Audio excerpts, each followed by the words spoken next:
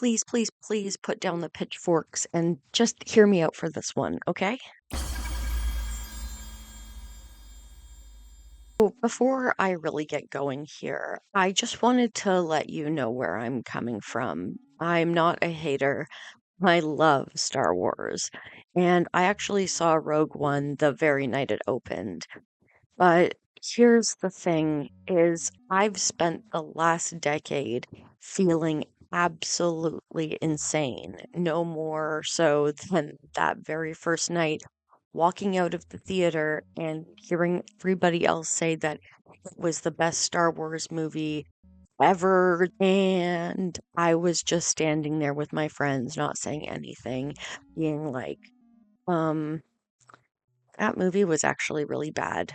And maybe saying really bad is too harsh. I mean, the prequels are really bad. And trust me, especially the second two, oh God. But that's also not the point of this video. The point is to say that I walked out of Rogue One feeling like I'd really missed something, that I was just the dumb one, because how could it be possible that everyone else could have this opinion and I was one of the few who didn't like it? So, for the last decade, I've kind of been second guessing my judgment, but the problem when you don't enjoy a movie is that it's pretty hard to motivate yourself to watch it again. But now it's been a full 10 years, and I decided that it was more than enough time to give Rogue One a Star Wars story second chance. And I mean, I started this video by begging you to put the pitchforks down, so you can probably already guess how I felt about it. With that being said, I'm not a person who really enjoys tearing things down. I know a lot of people just went ham on hating the sequel movies, and I'm sure there were a lot of reasons for that. And hey, I'm not even saying that every decision was good. It was not. However, I still found myself enjoying those movies, and I did not enjoy Rogue One either time. But because I don't want to just be a hater, I decided to do this video in the form of a delicious compliment sandwich. All right, so it's not actually a traditional compliment sandwich where you put one mean thing between two nice things. What I'm actually going to be doing is making a petty complaint, then an actual critique, and then say a nice thing and repeat like that. Obviously, big spoilers for Rogue One. If you haven't seen it, I don't think you'd even be here. I'm not going to be doing a plot summary. This is just going to be hitting the points that I want to talk about. Ready? Let's go. Petty complaint number one, the introduction. So we got Jyn Erso's childhood as this little prologue, and I'm going to talk about that more in a different point. But what I wanted to say is that the opening scene of the movie absolutely should have been Cassian's first scene. The scene where he's meeting up with the guy with the broken arm, and they're having that stressful, transaction, and then the guards show up and Cassian shoots him. That tells us more about a character and builds a better story in what, like 2 minutes, than that entire 10-minute intro did with Jyn and her family. Real critique number one. At the beginning of the movie, we see Jyn's mom, Lyra, give Jyn a necklace with a kyber crystal on it, and the camera even lingers on the shot of her holding it up, and Jyn puts it on. And I remember the first time I saw the movie being annoyed that I felt like it didn't pay off. And so I was like, okay, maybe I missed something because I, again, only did watch it the one time in theaters on opening night. Um, but no, it never really comes back up. Like you do see it a few more times, I think maybe twice more, but doesn't do anything, doesn't really have any special meaning. Honestly, it kind of feels like something that was done for the sake of the audience and not for the sake of the characters or the storyline. Because even though kyber crystals are brought up in other points of the story, and I will actually be bringing them up in another point, I don't see what this had to do with anything. And it was just one of those things where it's like Chekhov's gun, right?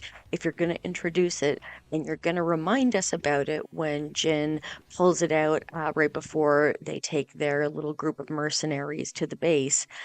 It's like, you never shot anybody with it, Jin, so what the heck? That drove me nuts. It drives me nuts. Nice thing number one. So, this movie has no opening crawl. It starts similarly to the other Star Wars movies, where you kind of have a shot of the stars and everything, but then they pan right down to the planet.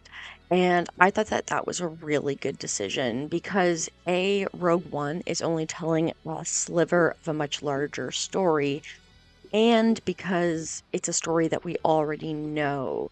So there would be no point to the opening crawl, which is really meant to catch the audience up to whatever Star War we're in, to quote Jenny Nicholson. So I think that if they had tried to include an opening crawl, it would have felt really forced, and I'm really glad they didn't. So great job, guys. Petty complaint number two.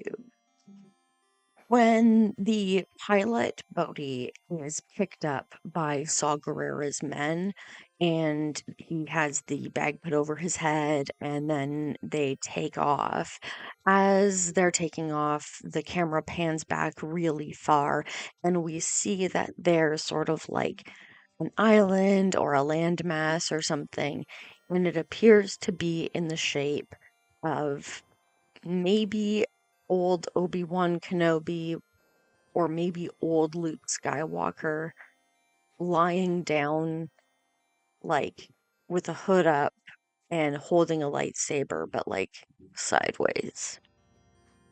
And I just, again, like what was the point of that? Okay, so at this point, The Force Awakens was a thing, and so my guess is that it is supposed to be old Luke, but then like why?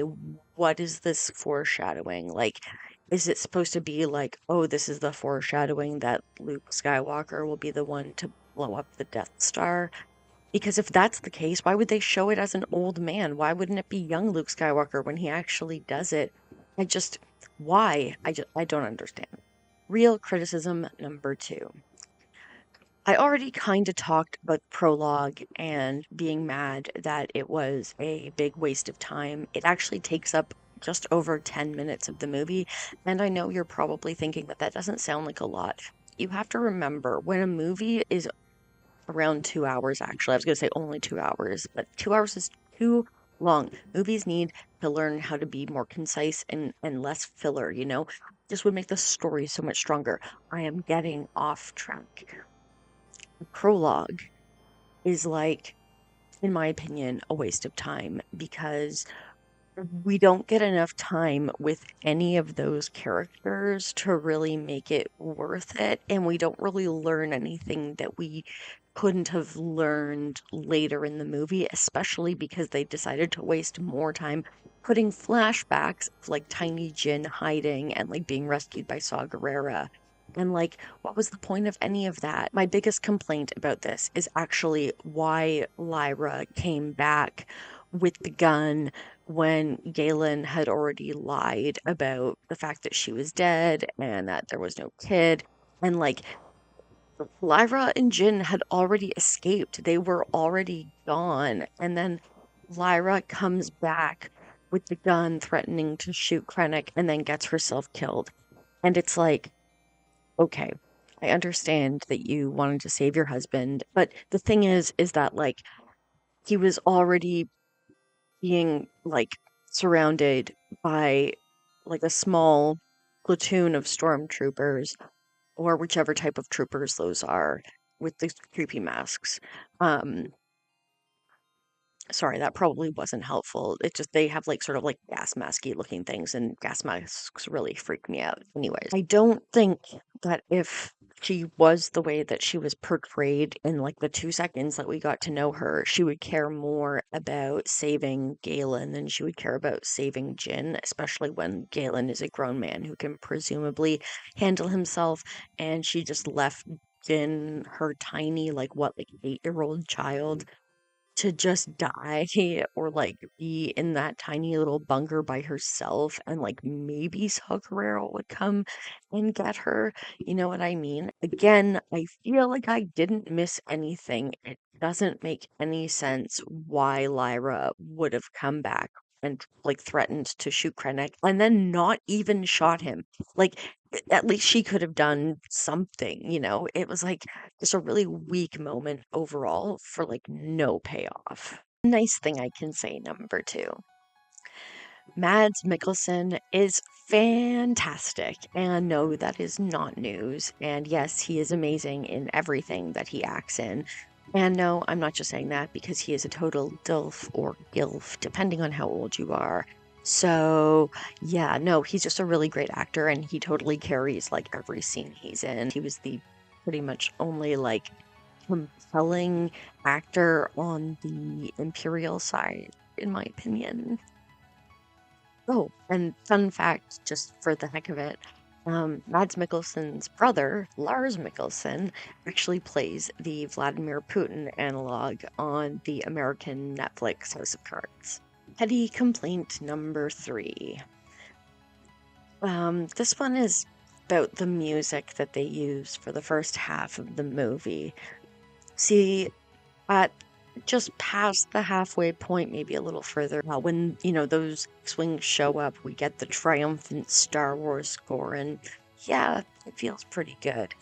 But for the whole movie leading up to that, the music that was being used was like just off. Like as if somebody had taken the Star Wars score, but then just like changed it a little bit, just enough to be part of like some kind of unlicensed Broadway musical or like for a fan film or something. It's, I don't know how to describe it, but it just, when it hits the ear wrong. Real critique number three.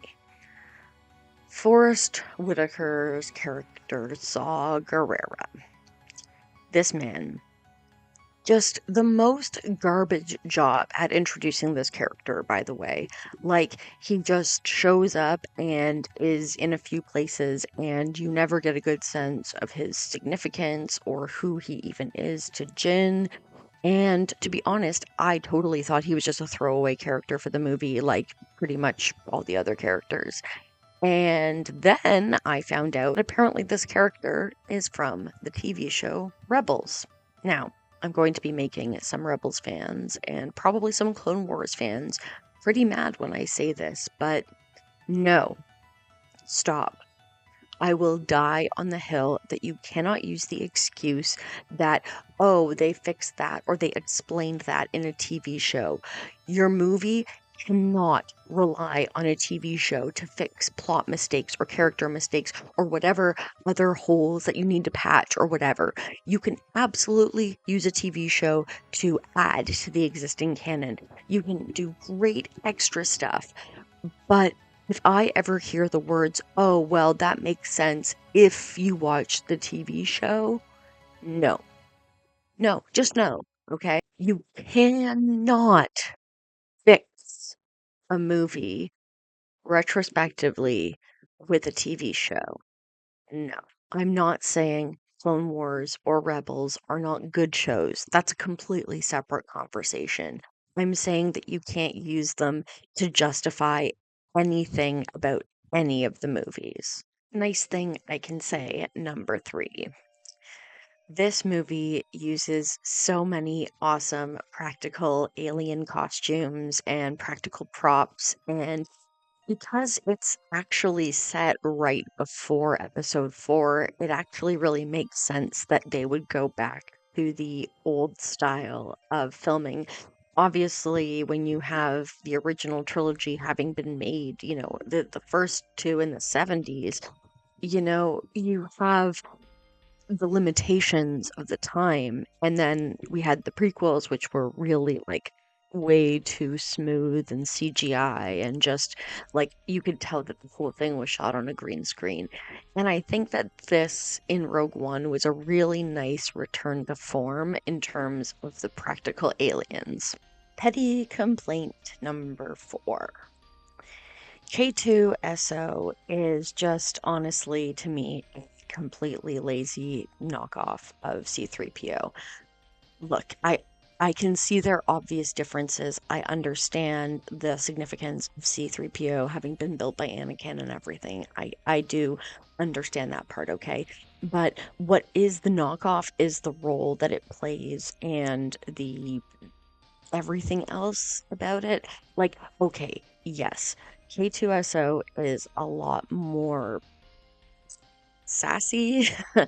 um Unfortunately, whatever joy I would have gotten from his sassiness was completely destroyed by the fact that every time he made what might have been a decent joke, they had to repeat it like 2 or 3 times.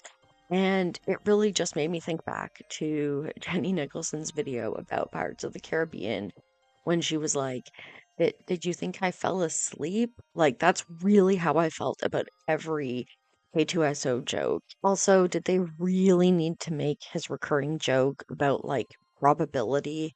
Like, oh, the odds of survival or the chances of making it. Like, that was literally already C3PO's thing. Could you really not give a droid any other trait or characteristic? Real critique number 4. This one I kind of feel mean saying because I don't want to hate on anybody unnecessarily, but I really think that Jyn Erso was miscast. The actress just brings absolutely nothing to the table in terms of the character. He is so wooden, just complete cardboard the whole time. Even when she's crying, she's not really making me believe any of it. And she has scenes with these two masters of moving emotional dialogue. You know, she has that scene with Forrest Whitaker where he asks if she's come to kill him, and they're kind of having this like, are you joking? Are you not joking? And like, it's like, are you gonna kill me? Am I joking? Are you not? And I actually thought that that little speech he gave was like, like a really good performance, one of the better performances in the movie. And then she's just like, hmm. And then they just move on. And it's like, oh, okay. I just don't know why you would pick such a bland, forgettable actor to play a brand new protagonist. Like, it obviously tells you something that Cassian was the one who got the show after Rogue One, right? The actress playing Jin just to me feels like somebody who is acting at like a high school play level and not a Hollywood blockbuster level, especially a Hollywood blockbuster with a name like Star Wars attached to it. I just, it really sucks when Star Wars has always been filled with these characters who really resonate. And yeah, even in the prequels, you have characters who are really, really memorable, even if the movies aren't great. But there's just nothing to Jin. Nice thing to say, number 4. Chirrut Imwe and Baze Malbus, who they do a terrible job introducing and whose names I had to look up after the fact because they really only say Chirrut's name once, and I don't know if they ever introduce Baze by his name. Anyways, the nice thing I want to say about them is that they do have some really great interactions. I love a odd couple dynamic. I adore a sort of sunshine and rain cloud characters, living together and making it work. And yeah, I thought that they had some really fun moments, especially when Chirrut is like, "Ah, the Force protected me," and Baze is like, "I protected you." Petty complaint number 5. The completely unnecessary cameo of the two aliens that Luke and Obi-Wan meet in the cantina in A New Hope. And when I say completely unnecessary cameo, what I mean is that you're already doing this movie with so many new characters who nobody knows and who are not getting enough screen time as it is. And then you're gonna spend this time to like have your bland main character bump into these two characters who ultimately mean nothing because it's a callback to the Invisible Audience from a movie that came out in the 70s. And like, okay, I'm all for fan service. I'm not even mad about like little drops of fan service here and there. That's fun, you know, you want to please your fans. And I may have been more forgiving of it if it had been the only fan service, but it is not, and I am going to get to that in a bit. Okay, here we go. Real critique number 5. Why in the ever-loving frick-frack would they bother introducing a brand new villain, Krennic, when they already had so many villains that they were going to use? I mean, Tarkin was already going to be there. Clearly, they have him. They went to the trouble of CGIing him into a bunch of scenes. And it's like, oh, well, he couldn't be the main villain because doing all that CGI would have been too expensive. First of all, that's insane because it's Star Wars, it's Disney. You had enough money.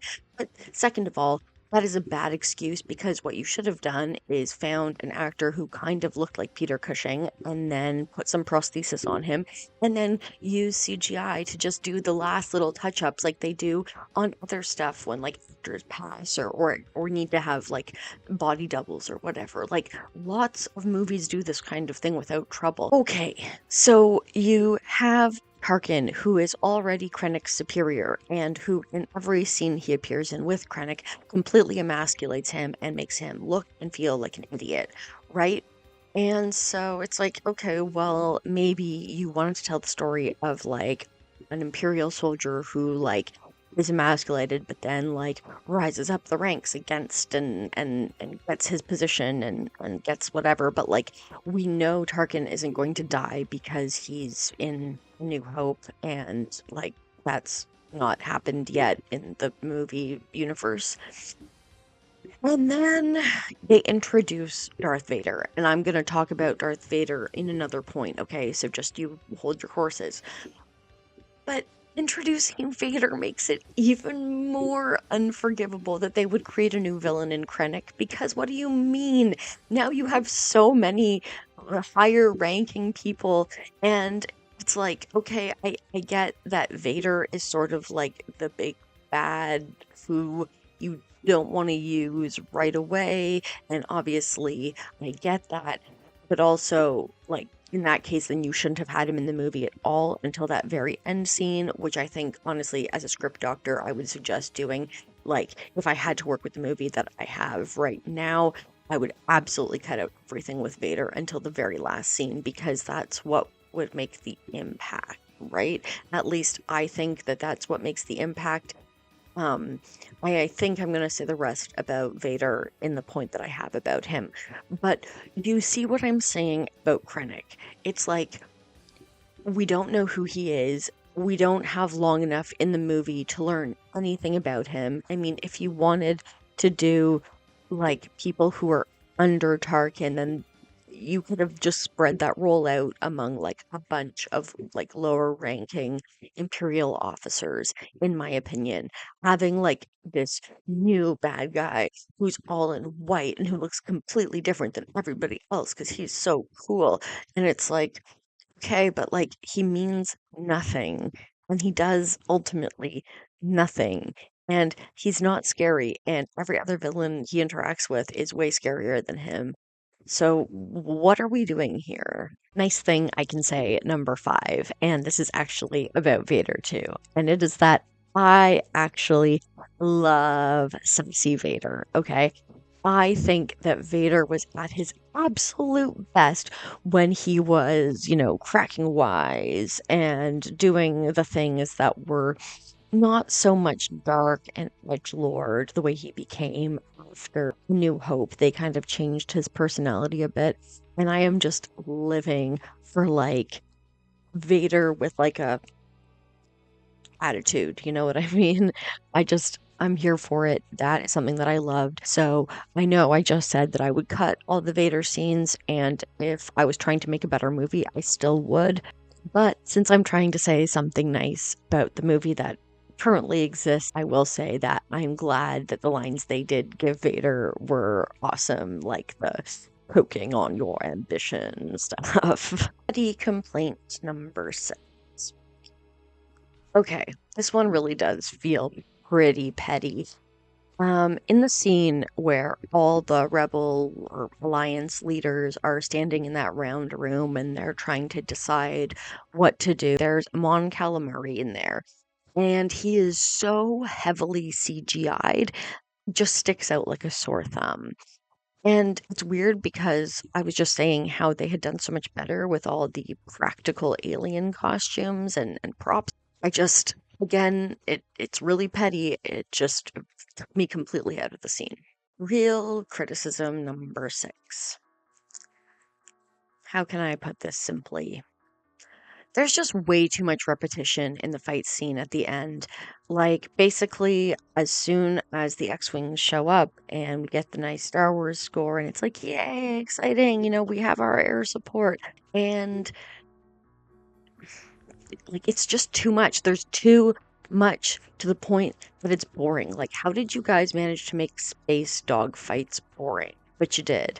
Because here's the thing, and I will again quote my patron saint, Jenny Nicholson, that if you're making a movie and you already know the outcome, you have to make the stakes something other than life and death. We already know what happens in New Hope. So, since we already know that this mission is going to succeed, they needed to create some other stakes, some emotional stakes, or some character-driven stakes, or something additional to the canon, because like it's hard to have an all is lost moment when you know that all is not lost because they're gonna succeed because the original movies already happened. And I realize that some people are probably like, oh, but like, you can still be sad about the characters that, we've been following, like the main ensemble. And it's like, yeah, okay, but again, let me restate the issue that none of these characters really got enough screen time to be emotionally connected with. The only person who feels like they got enough characterization at all is Diego Luna, Cassian, and I'm guessing he brought a lot of that himself. I don't know that anyone else in this movie was directed strongly enough to bring any real depth to their characters. They all just felt really one-dimensional, and so, yeah, because there's no stakes to the fighting is just agonizingly boring, like to the point where I was actually tabbing ahead through all those dog fights. Oh, and just one last thought on that is like, it's egregious how much time they wasted on so much repetitive space fights and gunfights and explosions when they could have been using any of that time to, again, set up stakes or make us attached to the characters that we're following for this whole movie. But yeah, they didn't do that. So, nice thing to say, number 6. In the scene in the canyon, the same scene where Galen Urso dies, Chirrut Imwe has this thing that fires bowcaster bolts and it shoots big explodey arrows. And I thought that was really cool, especially as somebody who really loves doing archery. I was just like, that would be my weapon if I wasn't a Jedi or a Sith and I didn't have a lightsaber. I would love that bowcaster thingy. Petty complaint number 7.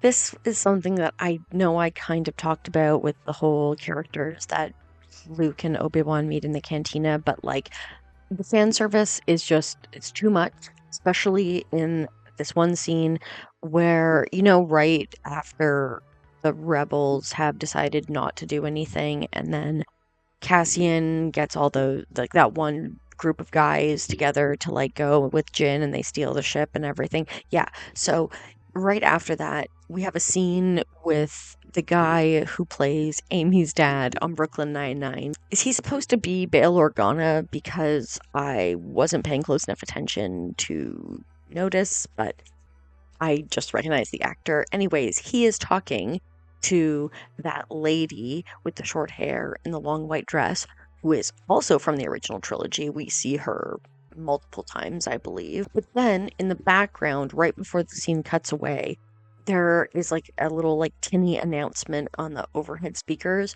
for Captain Antilles to report somewhere. Antilles, like Wedge, like Luke's friend Wedge Antilles. Guys, like, I would have actually thought that it was a pretty cool Easter egg if it had just been the announcement that, like, was in the background right before the cut, just quietly, like, Captain Antilles, please report. Blah, blah. That would have been fine. It's just that it was layered on top of stuff, and at a certain point, it's like triple chocolate fudge. You're just like, oh my God, I'm like, it's an overwhelming amount of fan service now. It's taking away from an original piece of work. Real critique number seven. It feels really heavy-handed for Jin to actually say the words to Cassian that, like, he says, I was just following orders. And then she's like, oh, so you follow orders even when you know that they're wrong? And it's like, okay, guys, like, did you not trust the audience to understand any subtext? Like, do you not think that your audience is already getting the message of these movies, especially this movie? They're treating us like we've never encountered Star Wars before. Like, we don't understand that, like, there's nuance to the light and the dark side.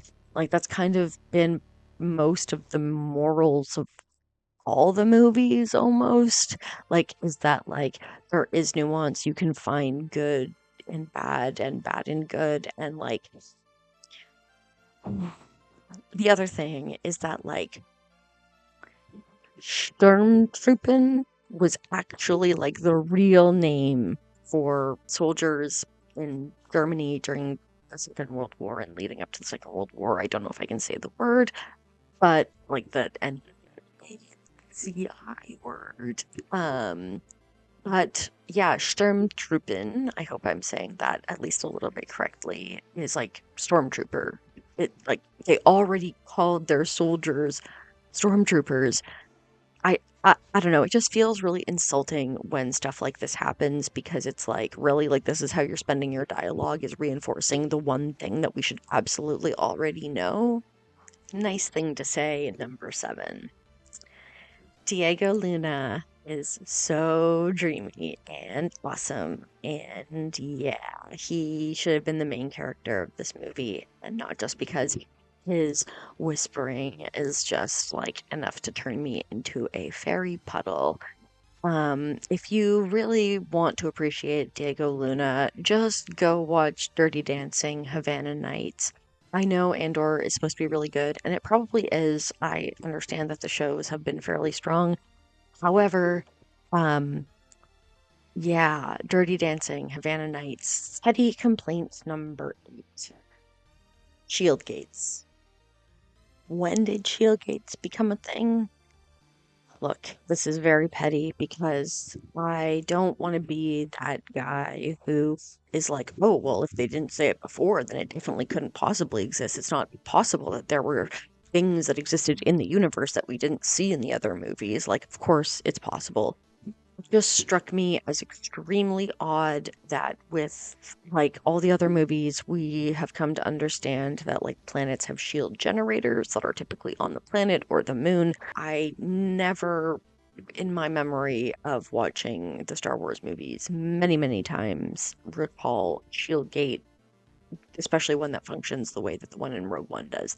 It just feels like a huge contrivance for additional, like, all is lost moment because with Obi-Wan in A New Hope taking down the shields from the inside, and then in Return of the Jedi, they get the shields on Endor or the forest moon of Endor shut down from the inside. And so maybe they were just trying to do something different, but I didn't like it because why would just this one Imperial base have a shield gate? I just like it. Why would that be the case? I, I'm just curious what exactly caused this specific contrivance when like planetary shields are already really well established in the canon. Real critique number 8. Look, I understand that certain things may not be my place to speak on as a very white fairy, but I just can't get past how, in a fictional universe, they picked an Asian man to play a character who is basically every monk stereotype with like a bunch of stuff from different Asian cultures pulled out and then like packaged into one character. Here's the thing is that I'm glad if there's diversity in the cast. In fact, Rogue One has a wonderfully diverse cast. But I do still think it's important that we ask the questions if the diversity is actually being used respectfully to have real representation, or is it just being used as a way to perpetuate more stereotypes? I'm not even saying that this is something that was done maliciously, but it is just something that I think that we need to pay more attention to, because if we never call any attention to it, then it won't ever change. Nice thing to say, number 8. Okay, the moment on like the Rebel slash Alliance slash whatever base where Cassian says to Jin, like, welcome home. That was the singular moment that strummed my heartstrings. I gotta give it to them. Petty criticism number 9. I'm not entirely convinced that the scene after Saw Gerrera captures Bodhi the pilot and then gives him to that like psychic tentacle monster thing. I'm not convinced that that wasn't just a huge waste of time, because what was the point of any of that? Not only do we not actually get to see any part of the interaction with a tentacle monster except for like just it putting its tentacles like on Bodhi's face, but then even the thing that he says, the thing that Saw says, where he's like, oh, people tend to lose their minds. It's like, okay, and like Bodhi does like seem to have like been traumatized or had his mind affected when they see him in the cell next to them. But then Cassian is just like, hey, you're the pilot, right? And Bodhi's just like, pilot, pilot. Oh yeah, I'm the pilot. And then like everything is fine and it never comes up again. Do you see what I'm saying about how all of these things could have been used as opportunities for like better characterization or anything that would have set the stakes instead of just all these like weird little half vignettes? We didn't even get to see the good part of that thing driving him insane. So what was the point? Real critique number 9. I said I would come back to the kyber crystals, and here it is. Again, like the shield gate, I suppose that it is fair that things could exist in the universe that were never brought up in any of the other movies and that just aren't a very big deal, I guess. However, I do think that if you're going to treat something like it is a big deal, then you should probably actually make it a big deal, or else it just feels like a dropped plot thread. And on the planet where we meet Chirrut and Baze, they are harvesting kyber crystals, the Empire is. And that's like killing the planet, I think, is what they say. And they're going to use it to power their weapon, which turns out to be the Death Star. And I'm not necessarily even bothered that they never mentioned that the Death Star was powered by kyber crystals in the previous movies or like in the originals. What I'm mad about is that they make this big deal about kyber crystals in the first like third of the movie, and then they just never come back to it, and it never comes up again. And it's like, well, then like were you just like, was that whole bit about them mining the kyber crystals like just like effectively a space gas station? Like they were just stopping to grab some fuel for their big gun? Just seems like something that should have had more of a payoff, especially with Jin's necklace. Like it seemed like there was really something that was going to happen there, and then it just didn't. It just makes me mad. Nice thing to say, number 9. It is the Darth Vader lightsaber fight scene at the end of the movie. It's so good. It's just so good. There's nothing really much more to say about it. It's amazing. Honestly, like I said before, I would have made this the only Darth Vader scene in the whole movie. But, oh, That that was certainly one way to get my blood pumping. 100% best part of the movie, if you have to ask me.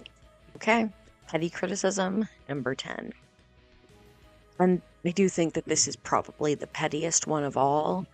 Um, Was Krennic asking for Galen Erso's text history supposed to be super scary? Because it's really the one moment that they give him where he's like sinisterly cast in shadow and he's actually finally delivering like a good, scary, like Imperial Commander performance where like basically they've figured out that Galen Erso sent something and then he's like, check all his transmissions. And then the Imperial soldiers are like, what? All of them? And he's like, check all of them. And that's just the space equivalent of him asking to look at your text message history. And I was just like, really? Like, that was the moment you chose to spend his, like, scariness? I just feel like that could have been better utilized, you know? My final real critique, number 10. I'm just really mad that so many people after The Force Awakens came out said that, oh, there was too much stuff like the original trilogy. And okay, maybe there was. I see things differently, but I'm willing to be wrong. I'm always willing to be wrong, but not about this. There was so much stuff that was made to be similar to the originals and stuff that was forced in and stuff that actively stopped the existing canon from being interesting or from adding new stuff to the canon in a way that worked or was interesting. Like, neither thing was done, and so people hated the sequel movies and they were like losing their absolute crap over Rogue One. And I'm like, really? Really, everybody? Like, at least The Force Awakens is fun. We can have other conversations about the other two movies in the sequel trilogy, okay? Because, like, I have a lot of nice things to say, I have criticisms to say, but overall, I found that those movies were at least fun, that I cared a lot more about the characters. The characters were much more rounded out. Unfortunately, J.J. Abrams undid a lot of it in The Rise of Skywalker, but again, that is a different conversation. Okay, let me give you the examples, right? So I was just talking about the Kyber crystals. That's something that is from the existing canon, as is the Death Star. And there was an opportunity to just like make a cool addition to the existing canon by tying together the Kyber crystals and the Death Star and making some interesting connection or some cool new Star Wars trivia. But they didn't take it anywhere, it didn't go anywhere, so it's just useless. And as for adding original stuff, they created a brand new villain and then made him completely pointless. And the stakes didn't mean anything because we already knew what the end of the movie was going to be. And finally, my nice thing to say, number 10. All right, this is actually a little bit of a script doctor because I think that it could have made this movie so much stronger without actually changing that much. And I've already given you a few things that I could change with the movie that we already have. But here's something that I think could have really fixed the story and made it more engaging because it would have given us stakes that tied into the fact that we already know how the ultimate outcome is, but we wouldn't have been able to know the internal outcome. Okay, I'm getting ahead of myself here. So, my script doctor is like this. I love the idea that Galen Erso was able to like convince an Imperial pilot to like listen to his conscience and do the right thing and take the message to Saw Gerrera. I really, really like that. But what I don't think works is Galen having created the flaw in the Death Star intentionally to make it explodey because it just feels too much like they were trying to fix a problem that fans had, like with the original. My idea, though, is to keep Galen Erso convincing an Imperial pilot to listen to his conscience and do the right thing.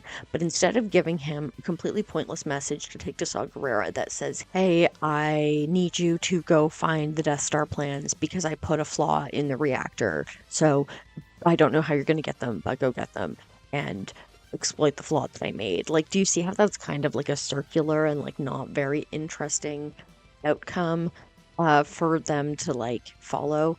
What I think would have been a lot more engaging and interesting is if Galen had sent the Death Star plans with Bodhi, and that part had been the same, except instead of the message, it's the actual plans. And instead of Galen having intentionally made a flaw, he didn't. He just made it because like that was his job, and he too had the crisis of conscience, right? So instead of him having the crisis of conscience beforehand and then being like, well, if I don't build it, someone else will build it, so I'll build it and I'll build in a flaw, which is very like Deus Ex Machina. Um, I say that Galen sends the pilot with the Death Star plans, and the message is just like, here's the Death Star plans. Like, I hope there's something you can figure out to destroy it. And then the characters have to be the ones to go forth and figure out how to read the plans and how to get certain information to connect things within the plans. And, it would make more sense to have Bodhi and K2SO. Do you follow me here? How that would have been a much richer story because then the characters would have actually had to do something that required like doing something and we could have followed along and like we know that there is a flaw that they eventually exploit. Obviously, we've seen A New Hope, but this way, it actually builds some stakes and we get some excitement and some dopamine instead of just watching CGI spaceships shoot at each other? Alternatively, if you really want to keep the fact that Galen intentionally put the flaw in, then you could have the same message delivered by Bodhi, but instead it like is corrupted or the explosion happens earlier and the message is cut off before Galen is able to tell them what the flaw is, and then they have to figure out, okay, we know that there is a flaw, and now we just have to figure out what the flaw is. And again, it's the exact same as what I just said, where there's actually like stakes and the characters actually have to do something. So those would be my suggestions for making this like an actually like fulfilling movie to watch as an audience member. And it's like it ends the same way it starts, really. Like we went into the movie knowing how the thing was going to resolve, and that's what happened. So, yeah.